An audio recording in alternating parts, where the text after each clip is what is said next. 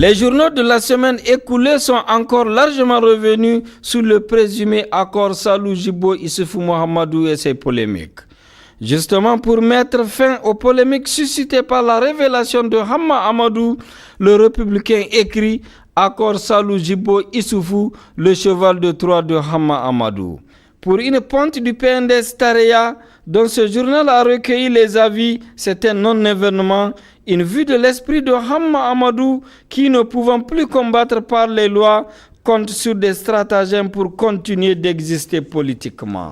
Pourtant, en se basant sur des informations de dernière heure, le Canard en furie précise que le général Salou prendrait congé de l'armée et prendrait aussi sa carte du PNDS Tareya. C'est pourquoi cet hebdomadaire s'interroge, le soldat Salou se prépare-t-il à revenir au pouvoir ou à se faire harakiri?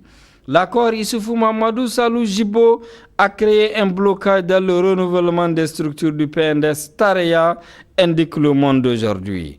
Ce journal écrit « Le climat politique devient de plus en plus délétère du fait d'un conflit feutré au sommet de l'État. Les informations sur la dégradation des relations entre le président et Bazoum Mohamed se font insistantes et formelles.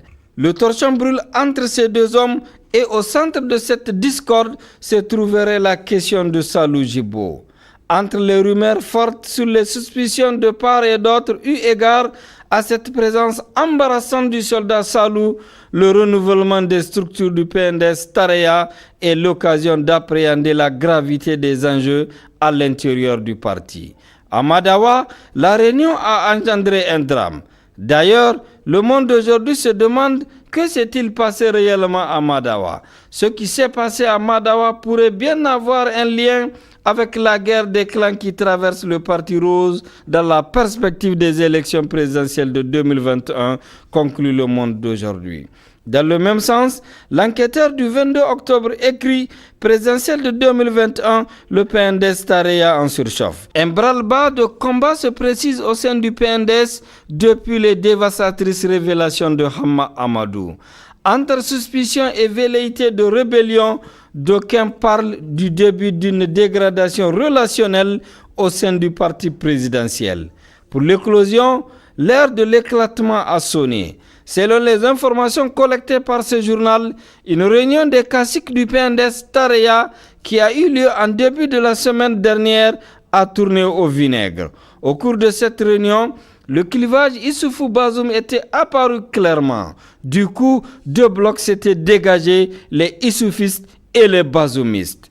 La gouvernance politique, économique et sociale a été aussi évoquée par les journaux. À propos de la gouvernance politique, l'éclosion écrit Albade Abouba tacle la renaissance du président Issoufou. En s'exprimant sur l'objectif fin zéro d'ici 2021, Albade Abouba a déclaré ceci.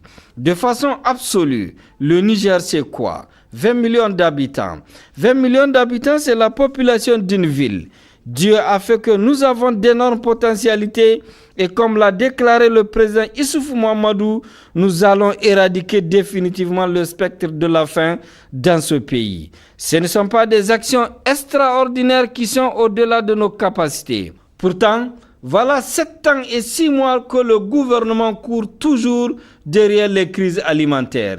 Et les périodes de soudure, il réunit les bailleurs de fonds pour quémander leur aide.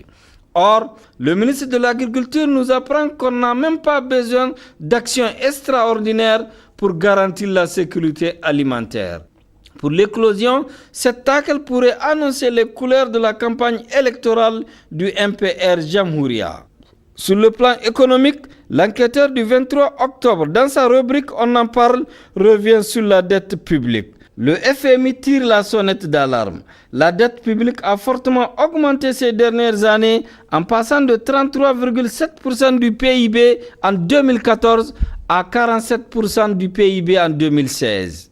À la fin de l'année 2017, l'encours de la dette publique est composé, d'après les estimations du ministère des Finances, de 70,7% de la dette extérieure et de 29,3% de la dette intérieure. Le taux d'endettement serait passé de 32,2% en 2015 à 41,6% du PIB en 2017. En 2018, l'État anticipe un niveau d'endettement à 45,1%. Ce niveau se situe largement en dessous de la norme internationale fixée à 70% maximum. Toutefois, le FMI a demandé aux autorités nigériennes en avril 2018 d'être prudentes dans la gestion de la dette, conclut l'enquêteur. Le projet de la loi des finances 2019 a été aussi analysé par les journaux. C'est ainsi que le Républicain évoque le sens de la répartie du gouvernement.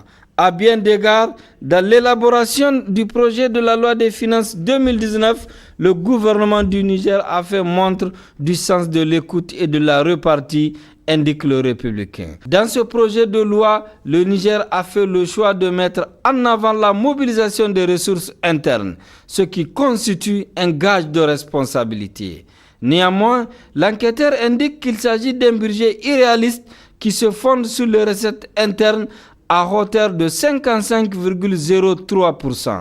Sur le plan social et sécuritaire, l'éclosion revient sur l'abandon scolaire des jeunes filles à Ayeru. Abandon qui prend une ampleur inquiétante. À travers les témoignages recueillis par ce journal, les filles déscolarisées se livrent à la prostitution pour subvenir à leurs besoins. Le phénomène inquiétant, c'est le recrutement de ces jeunes filles désorientées par les bandits.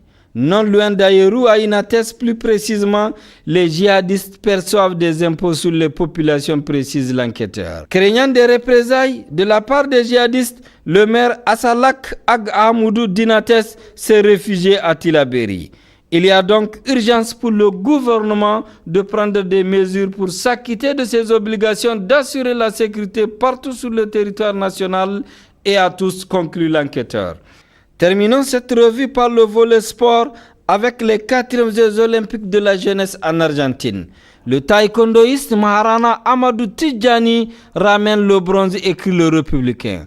À son retour, il reçoit les honneurs de sa prouesse, précise l'événement. Tidjani Amadou a été accueilli en héros à Niamey. Il faut noter que notre pays fait partie des 92 pays ayant décroché des médailles lors de cette messe mondiale de la jeunesse qui a regroupé plus de 4000 athlètes. En ce qui concerne l'organisation de la CAN 2019, le Républicain s'interroge. Le sort du Cameroun serait-il dans les mains du colonel-major Pelé? Du 27 octobre au 1er novembre 2018, la dernière mission d'inspection de la CAF se rendra au Cameroun pour savoir oui ou non ce pays sera apte à abriter la CAN prévue en juin et juillet 2019. Pour une question de transparence, d'objectivité et de rigueur, le président de la CAF a confié cette mission à haut risque au président de la FENIFOOT, qui aura ainsi la large et exaltante tâche de dire avec exactitude l'aptitude du Cameroun à bien organiser cette CAN. C'est ici que prend fin cette revue de la presse. Merci de l'avoir suivi. Au revoir et à la semaine prochaine.